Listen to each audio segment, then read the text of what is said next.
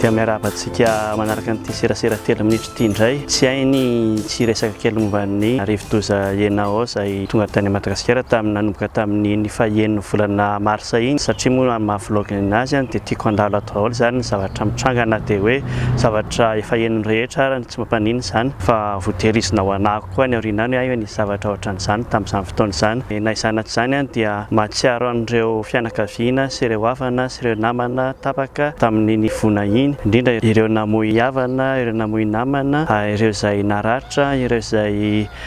voatery nafindra-monina dia makaherana rehetrarehetra ny zavatra atao foana rehefa ohatran'ireny ary meno fa efa betsaka nanao anazy dia mifampita vaovao satria iny tena anisany mampihena ny traboina tsy ny rehetrarehetra manana internet tsy ny rehetrarehetra manana radio tsy ny rehetrarehetra manana televizion ny fampitana vaovao kory tsy voatery hoe andalo amin'ny radio na amin'ny televizion na amin'ny internet daholo fa na amin'ny vava fotsiny ary raha mahita olona anankiray ianao mbola eny an-dalana andeha hivoaka dia azonao tenena izy hoe misy zavatra ohatran'izao satria mety tsy naheninina mihitsy ny olona iny fa tsy tonga koa dia mieritreritra hoe ngamba nytony olona tony tsy mba mahalala maty mety tsy maheno vaovao kory izy mety tsy fantany koriny hoe nisy an'izany fampitandremana loza mitatao na loza miatra izany ohatran'izany koa ny any ambanivohitra adidin'ireo izay manana sy maheno vaovao zany no miteny amin'ireny olona ireny faharoa manaraka an'izay dia tsika malagasy hafa ihany tsy maintsy misy foana le fifanabadiana sy le fifampielona ny tsero rehefa misy ny olona mba milaza vaovao ohatran'ireny dia misy indray no miteny hoe lasa météorologue daholo indray malagasy rehetrarehetra lasa mpilaza vaovao ny météo daholo lasa manampahaizana momba ny météo tsy voatery manampahaizana momba ny météo na météorologue akoriny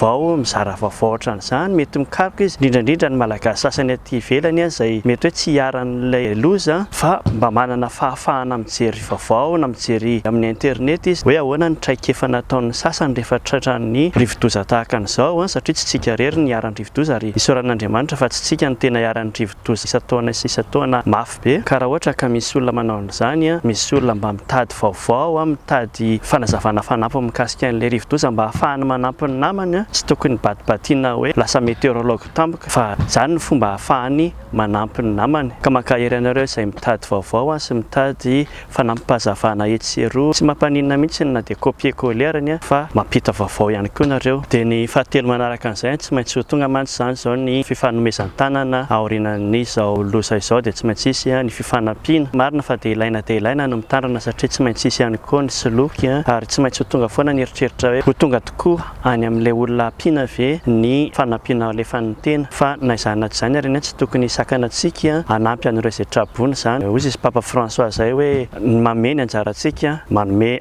ampisainana koa anefa fa tsy anjarantsika mieritreritra hoe ahoana ny fomba ampiasana anazy dia misaotra antsika rehetra indray izay nanaraka nyity